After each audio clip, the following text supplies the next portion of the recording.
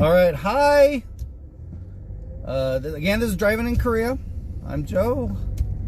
I guess I'm just entering puberty because my voice is cracking. Today, no, I'm not even gonna figure out what the date is. Hold on, what's the date? July 19th, Friday. Happy Friday. It's our regular blog about travel and food in Korea. Again, my name's Joe. I've been a food writer here for over 15 years in Korea. And I run ZenKimchi, Korea's first food blog. We're still around. Anyway, I wasn't originally planning to do a drive-in in Korea today because I've already done 2 this week. And I'm already getting myself in trouble from stuff I say. So I need to be... I always try to have that filter on.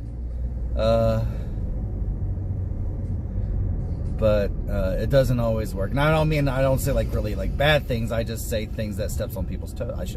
Anyway.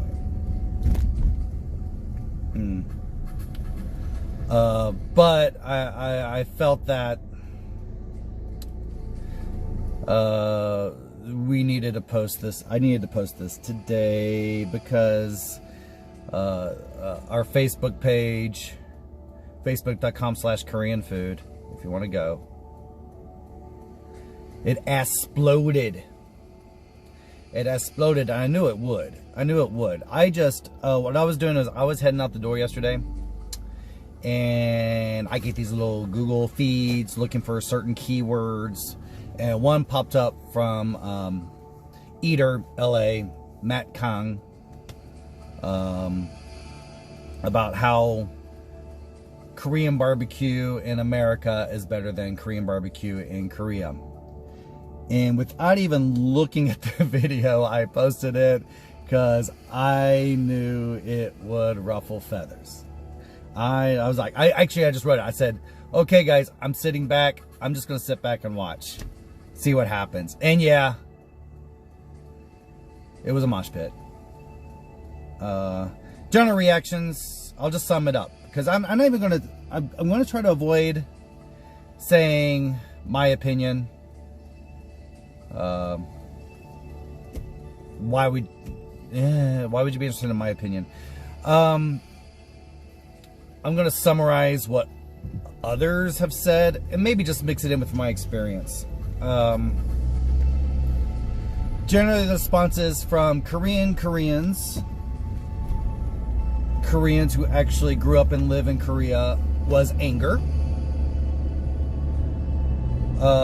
Reactions from expats who live in Korea who don't have Korean ancestry was laughter, amusement, and a little bit of irksomeness.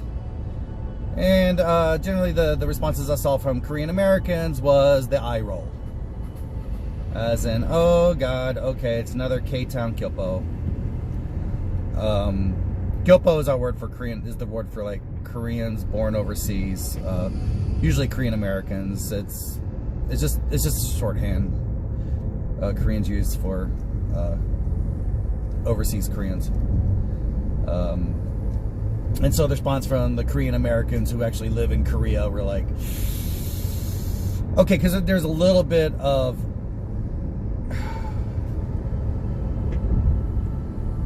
how to describe it. There's a little bit of a social. No, I'm not even going to go in that area. No. I'd say it's kind of like someone from The Sopranos talking about how Italian food in New Jersey is better than Italian food in Italy. And trying to pass off Italian food in New Jersey as authentic Korean food, and it is. In a way, it is. I'm of the school that says wherever you take your diaspora, I mean, it is your food. It is your food. It comes wherever. There's a good article, I think, on Serious Eats, and it's very controversial, but it also points out that Tex-Mex and Cali-Mex are legitimate forms of Mexican cuisine. They used to be part of Mexico. But I mean, it's not what people in current Mexico eat. But anyway, so I do say, like, LA Korean food, New York Korean food, Atlanta Korean food. They're their own beast. They are different types of Korean food, and they are Americanized. And I think Matt's point of view, and I sort of agreed with it, but it was coming from a very American point of view. I just want to stress it's very American. It was talking about how the meat quality is better in America, or actually the meat's more reasonably priced. And that's just because of hard realities. America is a beef country. Korea is a mountainous peninsula. Not the best for raising beef. We do have beef, we do have Hanu. And when it's good, it's heavenly. But yeah, you can't that's just an unfair comparison. We have some of the highest beef prices in the world, so beef is considered a special occasion. Pork is king here. But yeah, it ruffled some feathers. And I finally sat down and watched the video this morning, and I laughed. I mean, Matt, you're good. I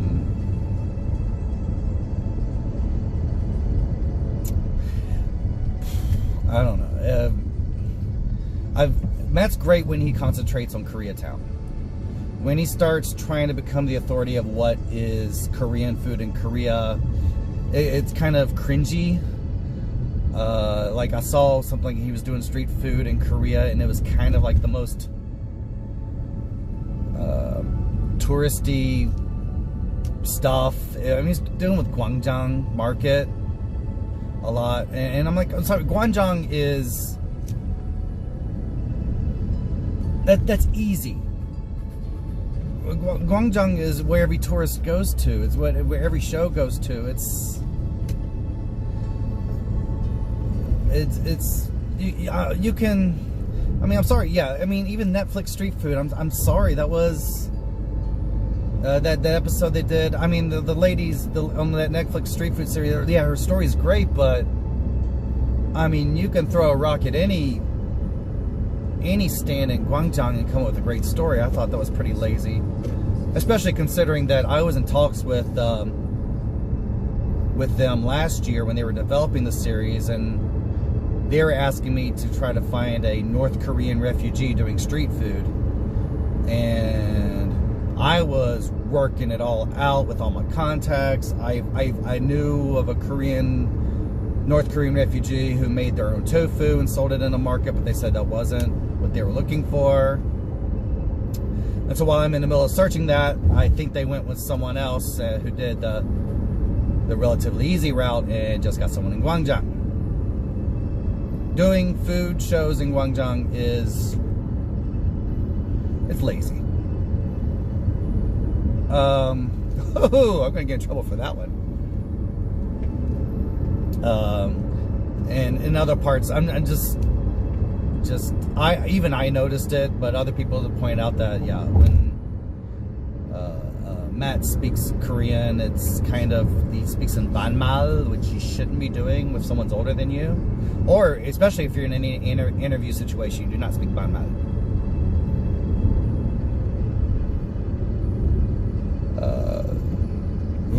Okay, anyway.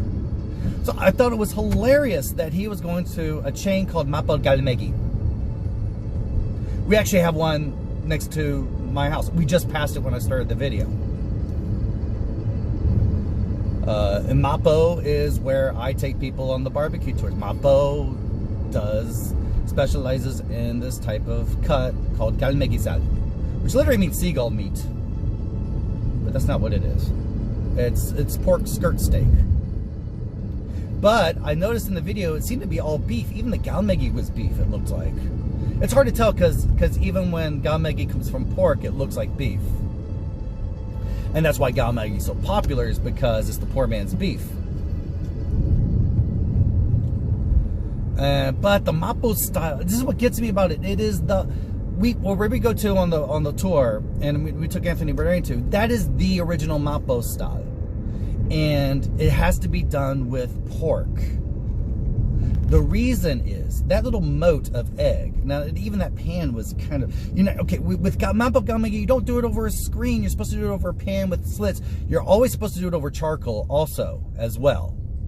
I'm sorry. Now, I say this in Korea, but we even say this where I grew up, is like, if there ain't no fire, it ain't barbecue. If it ain't charcoal, if it ain't wood, it ain't barbecue. So you can't, I don't know. To me, stir frying over gas is stir frying. The Mapo style, you got to do it over charcoal. You got to do it on a domed pan with a ring around it. The ring is meant to collect the fat. And this is the point of this, is that the egg is supposed to cook in pork fat. It's impossible to do if you're cooking your meat over a screen. But this is also where I think you should be doing pork instead of beef. Is pork tends to absorb the flavors of the smoke. It's a blank canvas, and the fats can show better how well the wood is, the charcoal is, and that's the reason you have it over charcoal, is you want that smokiness. Beef has its own flavor by itself, and it will fight it. It's like Korean fried chicken and craft beer. They just don't work. You need to have something bland, or not bland, but something kind of blank that can absorb the flavor of the other. It's a little balanced thing. And so I think doing the, I don't know, doing beef over charcoal, just it's unbalanced. Okay. Besides, in Korea also, if you are doing a beef barbecue, yeah, you do get a sauce. You get a soy sauce based sauce, but it's kind of there for decoration. If the beef is of good quality, all it needs is a kiss of salt. You don't do that. But I did start laughing when he was making the somek, which is soju and beer, and called it beautiful. Yeah. If you're under 25, yeah, it's beautiful. Over 25, it's kind of like, ugh. No, it's a cheap drink. It's to get you drunk quick. It's in fact, I say putting soju in beer is to cover up bad beer, and putting and cover up bad soju as well. I've said in a previous video that, yeah, I really more preferential to real soju rather than the green bottled diluted ethanol. And we're also getting better beers in Korea. I know we do have the craft beer, but even our mass-produced beers, we do have the height Cass OB thing. We always say like Cass is ass and height is shite. Though I've been coming back around to it, and I do enjoy a domestic beer with Korean food and Korean fried chicken. But we have two new brands in the past few years that have been quite good. Cloud with a K. It's the first beer brought forth by Lotte. They actually brew their beer according to German methods, so it does taste close to a German Pilsner. Terra, which just came out this year, is brewed with Australian golden malt, and I don't know, I say it's Korea's Heineken, which it's better. It's not great, but it's better. So we do have some better stuff.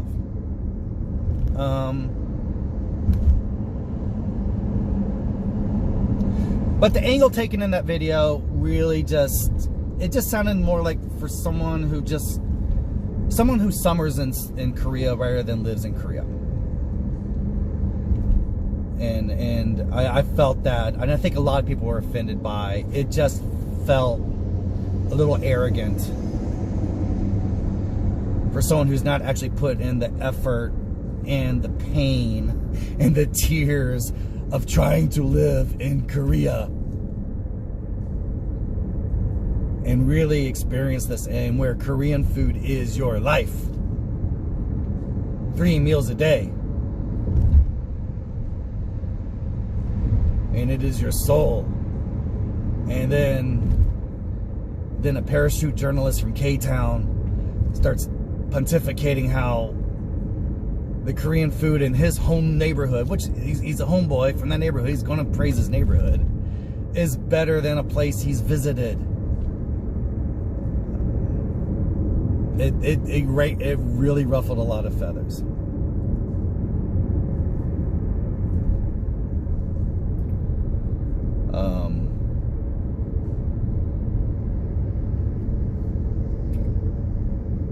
Yeah, it's not.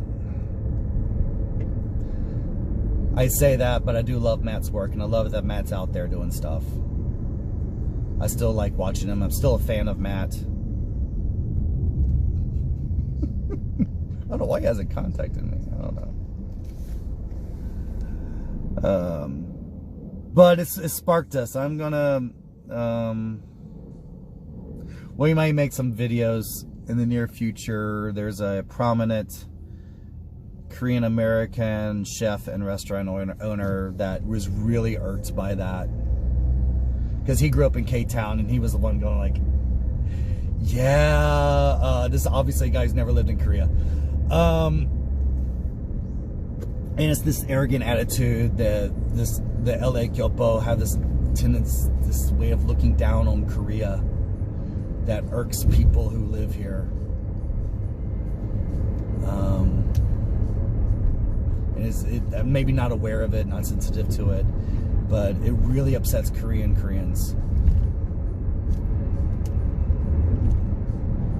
So we're thinking of, we might do some counter videos to this. Maybe, we'll see. We'll see if we can get our schedules up, but immediately it just set off a conversation. My friend, he's currently, he's running a business in, I think he's in Singapore or Manila right now. His business has been successful, so he's been expanding to different countries. But, okay, so those of you who are fans will figure out who I'm talking about. But I ain't gonna name him because we're just starting this conversation. But it did spark a conversation. And we're both very stoked about this because we both have been wanting to do something like this for a while. And I think Matt's video, and Eater's been putting out a bunch of videos like this that's really irked people.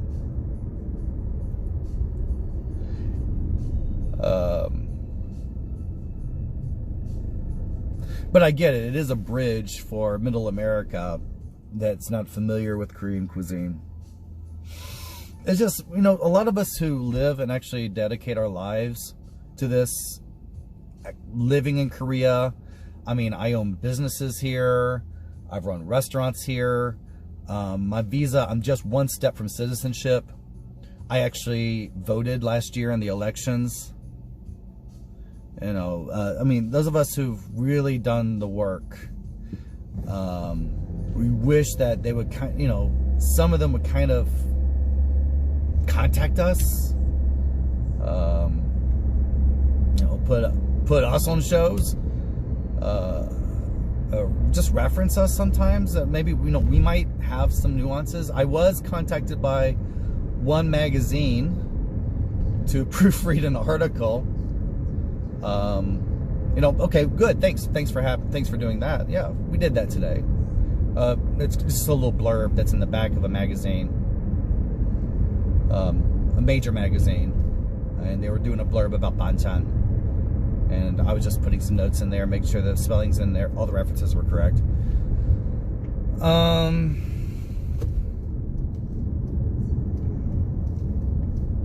That's a problem a lot of people have dedicated, not just food, just people have dedicated their lives to working on Korea, is the parachute journalism.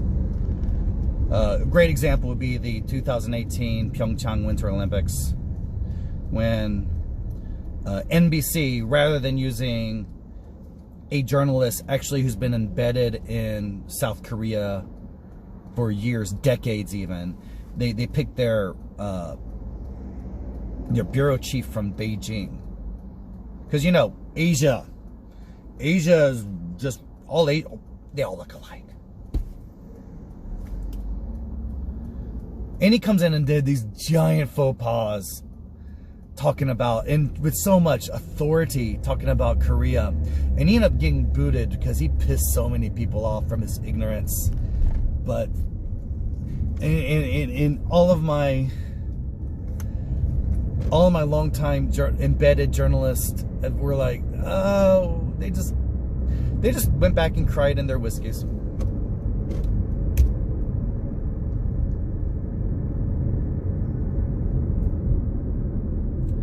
But anyway, we're going to point out. Okay, so this is where I agree with Matt.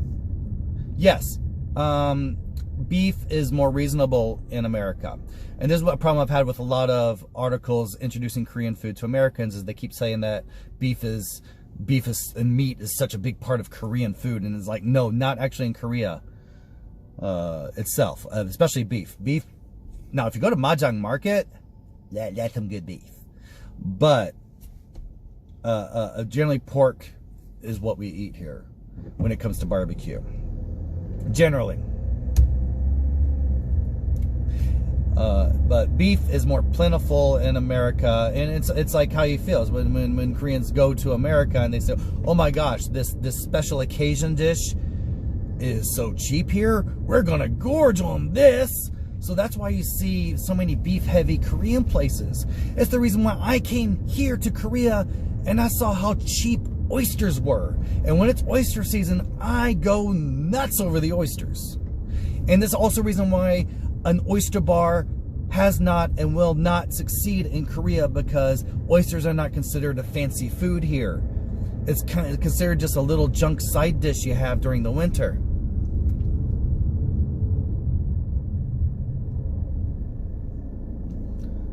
I mean, we can get a dozen of shucked oysters for $5. Over a dozen. You just get them in these little chubs. Yeah. So there are things like mushrooms, good mushrooms. Quite plentiful here. Go nuts over the mushrooms here. They're beautiful. Pine nuts. Our pine nuts are amazing. Our pine nuts are actually better than Italian pine nuts. It's a higher oil content, and they're a little cheaper. So they make great pesto. But beef is, if you're talking about beef, yeah. And if you want plentiful, all you can eat crap. If you're drunk, no, I shouldn't say crap, sorry. Yeah, but if you're out and you just want the all you can eat pig outfits, which we don't really do in Korea. We have some places, but they're kind of low end. Low end barbecue is the all you can eat stuff. And those places are kind of like, if you don't finish everything on your plate, you have to pay for extra. So it's take all you want, but eat all you take. That's what the meat buffets are here. And it's very low quality. I haven't been back to one in forever because I felt sick after my last one. He pointed out chadobagi, yeah, the shaved brisket. Yeah, and I agree. It's sort of an appetizer. Now he said don't overcook it. Yeah, that's not how it's done in Korea. In Korea, it's you cook it until it's crispy. But that's the Western concept, because I personally like Matt's style. I like Matt's style where I like it a little bit rare and juicy. But my wife and my Korean friends will be like, why? No, don't eat it that way. I want it crispy.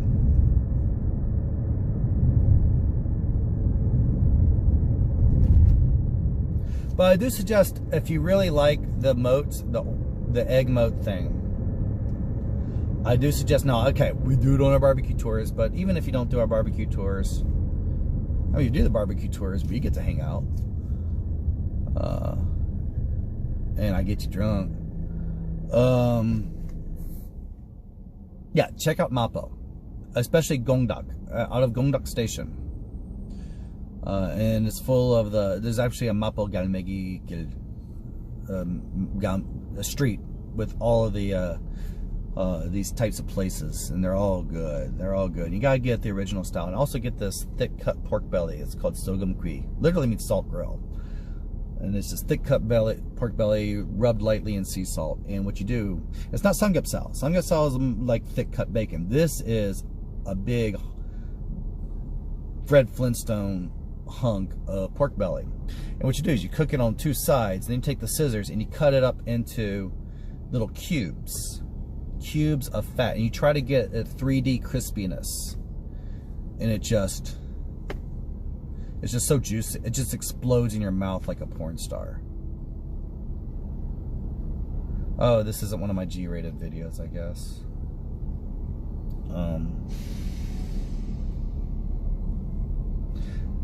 But I thank you, Matt.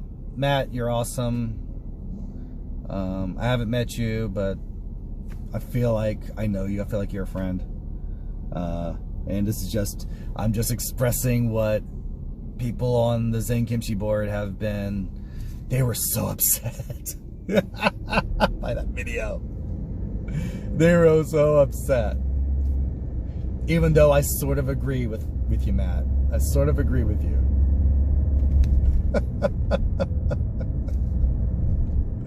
I would love to go to Koreatown with Matt if I ever go down there in LA.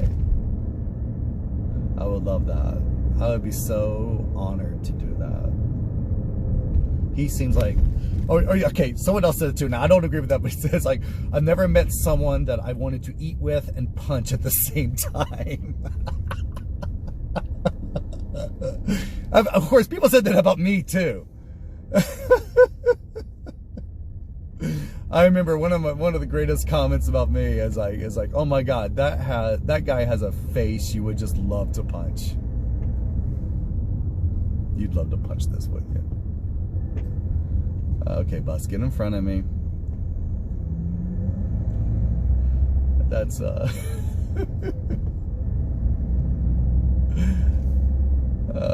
good times, good times. It's a tempest in a teapot. In the end, it doesn't really matter.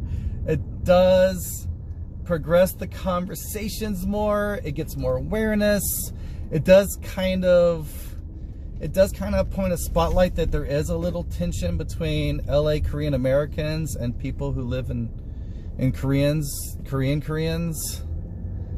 It's kind of like we would say, people who live in New York City versus upstate New York, or actually people who live in New York and LA and their attitude towards everyone who don't live in New York and LA.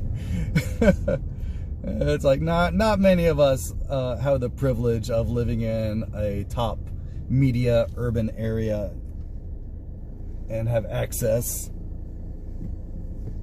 or social support networks that can help us remain in those places. So we get by with what we can, and we try to make with what we can. And so yeah, that actually is not a conversation. That is not really a conversation I should be talking about. That is a conversation for someone else to do. All I do is I relay what others are saying, and these are not my feelings. I never really thought that existed until my Kyopo friends, my Korean American friends who live in Korea, and they talk about what they call the 2.0s, the Korean Americans who never lived in Korea.